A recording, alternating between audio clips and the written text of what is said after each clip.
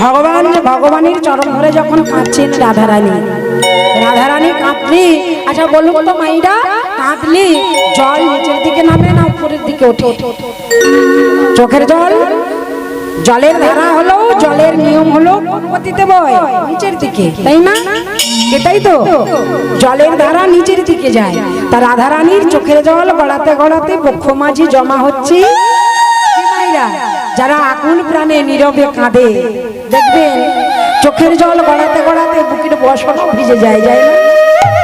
সেই যখন বক্ষের মাঝে জমা হলো, আর জমা হওয়ার সঙ্গে সঙ্গে ভগবানের কঠিন দৃষ্টিতে ওই চোখের জল থেকে রাধারানীর চোখের জল ভগবানের কঠিন দৃষ্টিতে বক্ষ মাঝে রাধারানীর সৃজন হয়ে গেল গিরি গোবর্ধন পর্বত। তাহলে মনে রাখবেন, পরক্ষণে কিন্তু ধরবো। মায়েরা মনে রাখবেন কোথায় জন্ম হলো? রাধারানীর বক্ষ মাঝে, মনে রাখবেন বেশ। এইবার দেখুন গোবর্ধনের যখন জন্ম হয়েছে, গোবর্ধন আমার বলেছেন, হে গোবিন্দ, তোমরা যখন বৃন্দাবনে লীলা করবে, আর লীলার সময় তোমাদের প্রেম লীলায় আমার জন্ম, তাহলে এইবার বলুন, যখন আপনারা লীলা করবেন তখন আমি কি দর্শন পাবো না? আমি কি দর্শন পাবো না?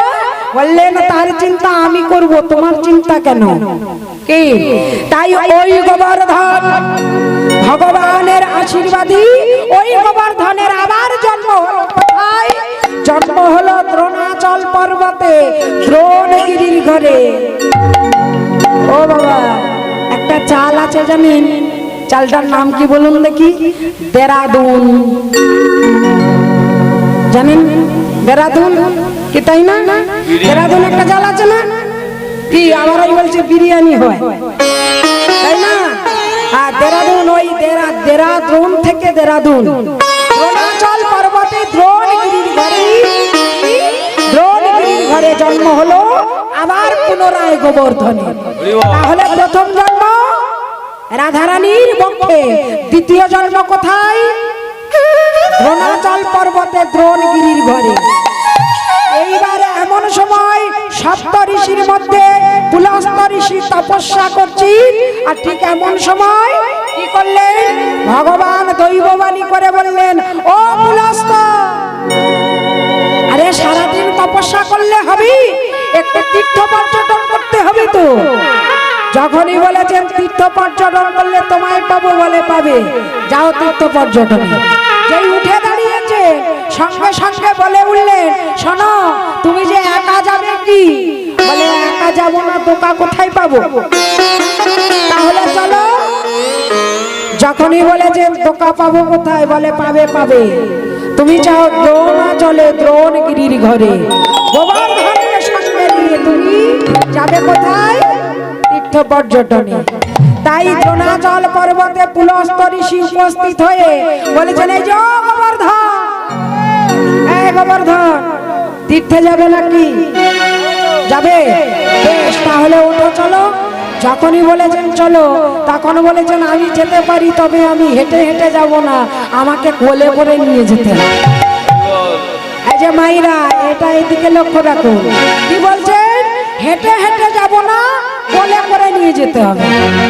যখনই বলেছেন কোলে করে নিয়ে যেতে হবে, আপনারাই বলুন দেখি, এখন পাহাড়কে কোলে করে নিয়ে যাওয়া যায় তীর্থে? তখনকার দিনে কি গাড়ি ঘোড়া ছিল যে গাড়িতে গিয়ে নামিয়ে দেবে? তখন হেঁটে হেঁটে যেতে হবে। তাই হেঁটে হেঁটে কোলে করে নিয়ে কতক্ষণ হাঁটতে পারে? ও মাইরা, আপনাদের ছেলেদের কতক্ষণ কোলে নিয়ে থাকতে পারে? 1 ঘন্টা, 2 ঘন্টা, 3 ঘন্টা, এর বেশি পারবেন? বিরক্ত লাগে না? তা পাহাড়কে কোলে করে নিয়ে যেতে হবে, আমি পারবো না। ও কোলে তুলতে পারবে না, তাহলে তুমি মাথায় করে নাও। আরে জ্বালাতো, কোলে চড়তে চড়তে এইবার বলে মাথায় করে নাও। বলে তাহলে তুমি কি সাধনা করলে? তুমি তো মুনি, কি সাধনা করলে তুমি যে তুমি মাথায় করে নিতে পারবে না?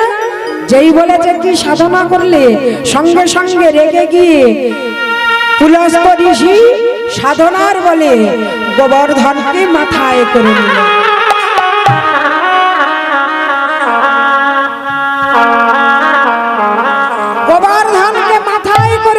নিল।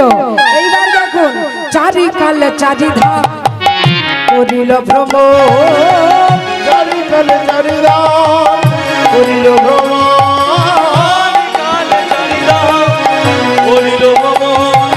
চারি কালে চারি ধাম করিল ভ্রমণ। গোবর্ধন এমন সময় বলছেন, শোনো শোনো, ওই যে ও মুনিবর, তুমি আমায় মাথায় তুলে নিয়ে চলেছো বটে, তবে একটা শর্ত আছে। কি শর্ত? তোকে মাথায় নিয়েছে আবার শর্ত? কিসের শর্ত? বলে যেখানে তুমি আমাকে নামাবি সেখান থেকে আমি আর ঘরে ফিরবো না। মাথায় করে ঘুরতে ঘুরতে যেখানে আমাকে মাথায় থেকে নামিয়ে দেবি সেখান থেকে ঘরে ফিরবো না। বেশ তাই হবে, এখন চল চারি ধাম চারি ধাম।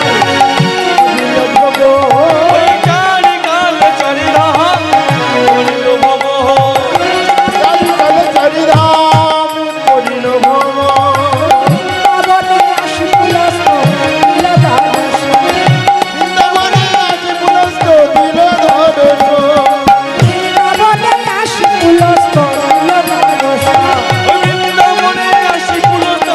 দিল ধনুষ, ওগো দর্শন দিল গো, দর্শন দিল গো, দর্শন দিল গো।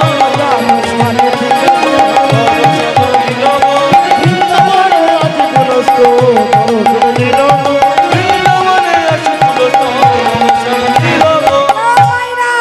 বৃন্দাবনে পুলস্ত ঋষি এসে মনে মনে ভাবছেন যেখানে ভগবান লীলা করবে আর আমি এসেছি তপস্যা করবো না, এমনি এমনি চলে যাব।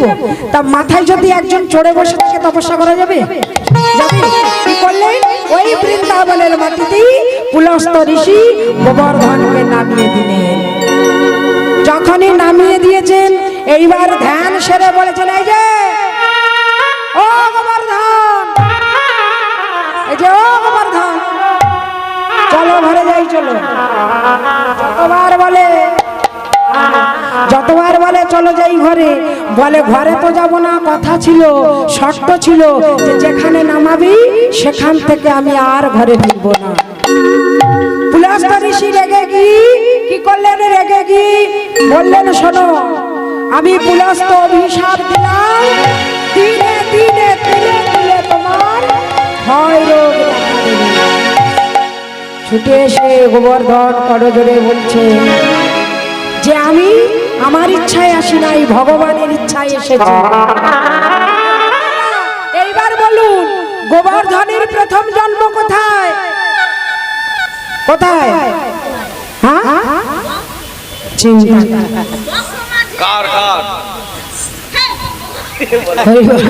হ্যাঁ, ও যত বলে বুঝবে না। কার রকম আছে? রাধারানী। তারপরের জন্ম কোথায়? দ্রোণাচল পর্বতে। আর তারপরে কোথায় এলো?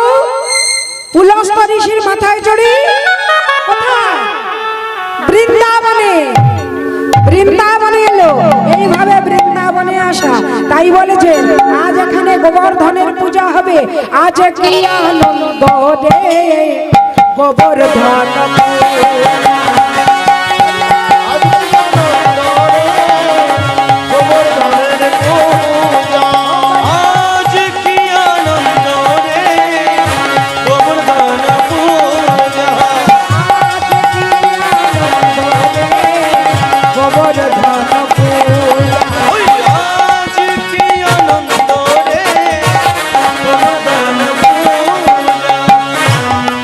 কৃষ্ণ তুই হলো বৃন্দাবন মাঝে রে গোবর্ধন পূজা।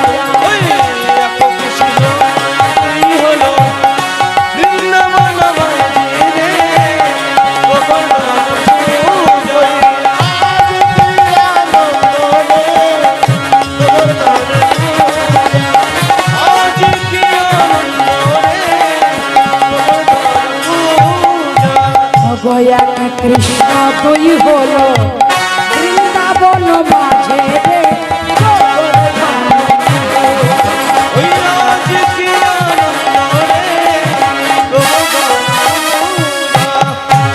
এক কৃষ্ণ রয়ে গেল নন্দ রাজার কাছে রে গোবর্ধন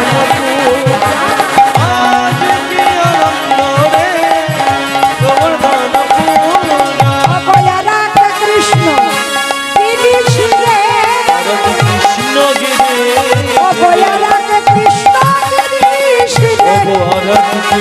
গিরিশ রে এক কৃষ্ণ নন্দ রাজার কাছে আর এক কৃষ্ণ গিরিশে উপস্থিত হয়ে কি করছে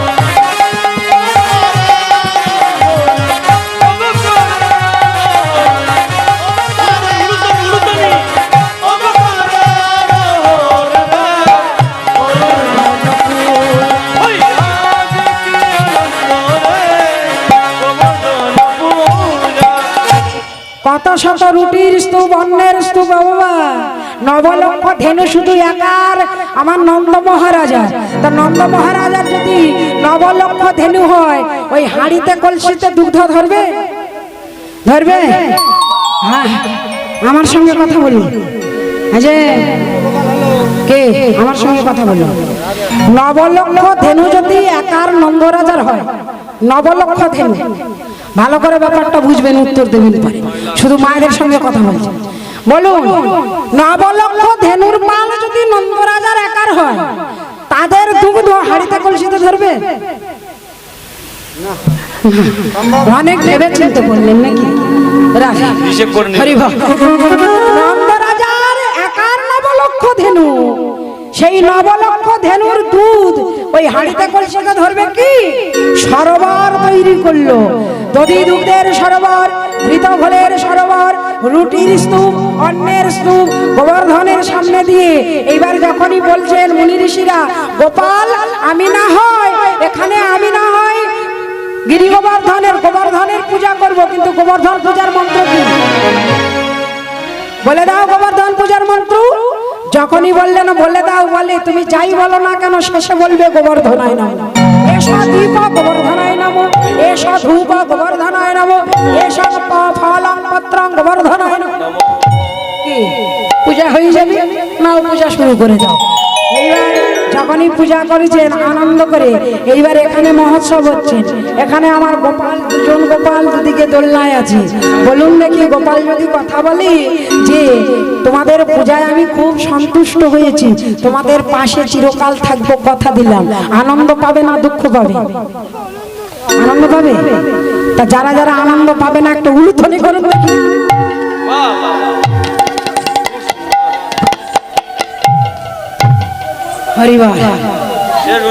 রাধে আমার মায়েরা যে কোন কোথায় থাকে রাধে কোথায় থাকে আমি ভেবে পাই না রাধে কি শোনো যারা যারা গোবর্ধন পূজায় গোবিন্দ কথা বললে খুশি না হবে তারা উলুধ্বনি করুন কি খুশি হবেন না সবাই মিলে উলু দিতে লেগে গেল দেখি এইবার সবাই আজ কি আনন্দ রে